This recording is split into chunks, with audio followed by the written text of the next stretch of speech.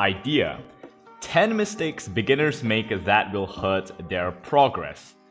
I guess we'll be doing 5 since 10 would probably drag this video way too long, and I'll probably generalize this just to leave it as the mistakes that they're going to be making. What's up guys, it is LateCom here. We're back with yet another Trove request video on the channel, and today we're going to be talking about the top 5 mistakes noobs make in Trove. So without further ado, let's talk and reminisce on the mistakes noobs make. Well, I'm sure some of you, even me, myself, have done a couple of these things when we were starting out in Trove. Coming in at number 5 and most commonly, putting physical damage on a magic damage class and vice versa. Do you remember those days when you thought all damage was good damage and you should have an equivalent damage amount for your magic and physical damage? Well, that was what I initially thought. I used to think that physical used some kind of physical attack, like, punches and stuff like that, and magic damage was like some other type, like, those anime shows like Naruto and stuff like that, right? But oh boy, was I wrong. Well, I changed that up in no time, and sadly, up till now, a ton of newer players still are finding troubles with their classes. They'd be thinking, well, what type of damage should I be using?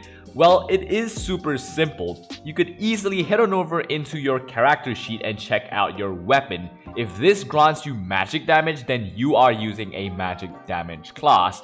It's one of the things that I guess it doesn't really get addressed that much in the game at all, and only through experience and watching guys do you actually get this straight. Coming in 4th place that every Trove noob does, listing items based on singular priced pieces instead of checking the ones in bulk for their real values.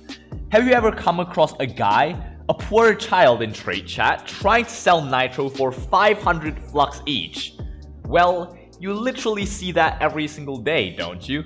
The reason this happens is that because these players do not actually check, or they don't click on the sort by unit price box and they list their items to the next singular priced item.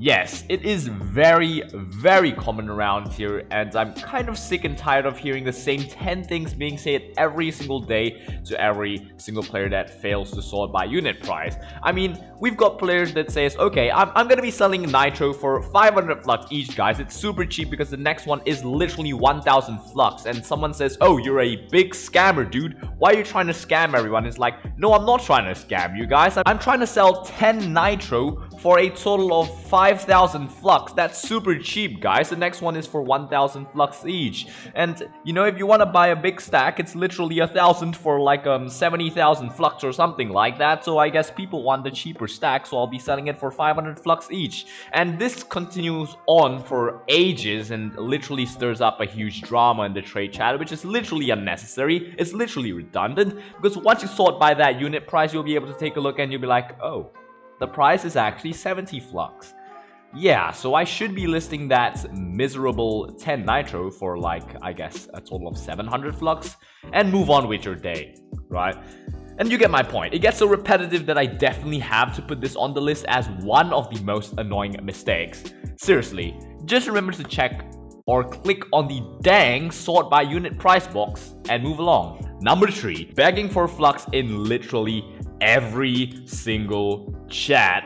I mean, this should be something that is very, very commonplace in Trove. I mean, you log on, you enter global chat for whatever reason, you see a new dude chilling, and he asks, please, can anyone give me flux? I've just started out, I've got 1000 power rank, and I really, really need flux for, I don't even know why newer players need flux for anyways, but I guess for mastery and a couple of awesome mounts, like, I need my dragons and stuff like that. So, it's kind of repetitive. I mean, every time I head on over into global chat, you know what I tell them?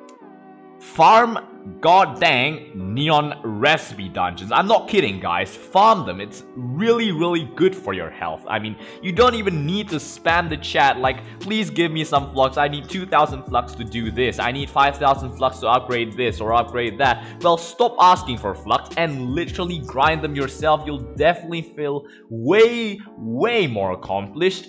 I'm telling you, that's a definite part of, doing it by yourself. And, it just does not trouble everyone else. I mean, it literally just fills up global chat. It's so annoying as well. This is literally one of the other annoying mistakes that I guess literally every single Trove player has probably done it at a single point of their lives, if not, you know, almost all the time when they were starting out, I guess, for the younger people out there. So yeah, I mean, moral of this story, of this number 3, right? Just grind for your flux, dudes. I mean, the simplest way is just to farm Neon City recipe dungeons. I've been promoting Neon City recipe dungeons for the longest of time already, and I guess you guys out there should literally try it out yourself. I mean, even on a 2000 power rank gunslinger that I was using, managed to farm 30,000 flux in a total of 15 minutes. Well, why couldn't you? Or why can't you, right? That's definitely something to think about, and, you know, just stop begging in its entirety, guys. Just stop it. It's so repetitive. Anyways, moving on, number 2. Putting literally max health on literally every single gem that these players can find. It's super commonplace. I mean, there has been a lot of people, they've been DMing me, can you take a look at my build? Is this build decent? Is this okay? I'm taking a look at their builds. They're like 3 million health, 15,000 power rank. Oh dang, I'm super bulky, guys. I can literally tank I don't even know, 500 shots from like a Uber 5 mob. And they're like, dude, is this Bufuri Season 2? Are you just so afraid of being attacked that you've got to build or max out your defense? Well, no, you definitely should not be doing this, because literally you don't even need that much help, dudes. I mean, even sticking at about 500,000 is decent enough. I mean, 500,000 with the death-defying vial is definitely more than enough. I mean, you've got way more than enough vials to keep you safe. And, you know, the more damage you have, the quicker you can kill mobs. And it's common sense. If you can kill mobs quicker, you won't get dealt as much damage as leaving the mobs there to, like, keep attacking you. And I don't even know, dudes. Like, I don't even know what you're thinking, but it is what it is. I mean, I see players with 3 million health, 2.5 million health. They're like, I'm super tanky. Is this a good build? I'm like, dude, I think you should move on to a different game, kids. But it's simple to fix. Just get a substitute for those gems. I mean, just get critical hits, critical damage in whatever damage you're getting, and literally fix up that build in a couple of days to a week and stuff like that. It's not gonna be that big of a deal, but this is definitely one of the main things that new players actually are doing, in which infuriates me quite a bit as well. But I guess that's what our YouTube guys are for, right? To fix up your builds and stuff like that. So we're gonna move on to the final parts, or the final number 1 spots that I really want to talk about. And it's none other than using their first ever Ganda at 100 mastery level, or looking to buy a Ganda when you're literally starting off. Well, the thing about this is they don't get the idea that, you know, it's literally worthless. Ganda, I don't wanna burst your bubble, but it's literally worthless, guys. Once you actually get Ganda, once you actually use him, a couple of days later, you're gonna be like, okay, I'm getting bored of the Ganda. So you're like, why did I just learn this when it literally costs like 20 to 25 million flux? And I don't even know, dude. Like, you could spend that amount of flux on literally getting an additional 200 to 300 mastery as a beginning player.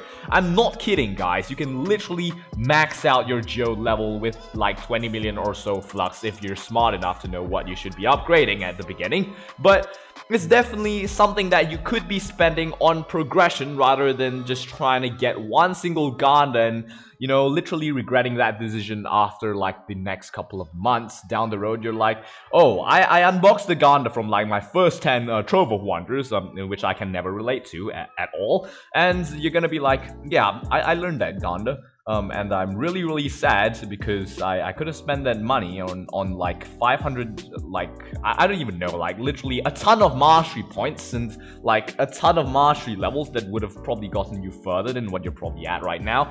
But at the end of the day, though, these players are kind of like aiming to get Ganda. Like, Ganda is such a good achievement or something, but I guess at this point in time, like in the endgame period, as an endgame player, I probably beg to differ, guys. Ganda Ganda is definitely not the end game phase. I mean, if you think getting Ganda is like the end game, well, I guess you're probably wrong about that, because farming for mastery up to 750 is where it's at, guys. So, moral of the story, guys, spend your flux on mastery instead of getting 1 Ganda, 25 million flux for 250 mastery points. Only 250 mastery points, like paying 100,000 flux for 1 single mastery point, and that's definitely not good at all, right? You should not ever be even trying to get such a low amount of mastery for your flux if you have better choices.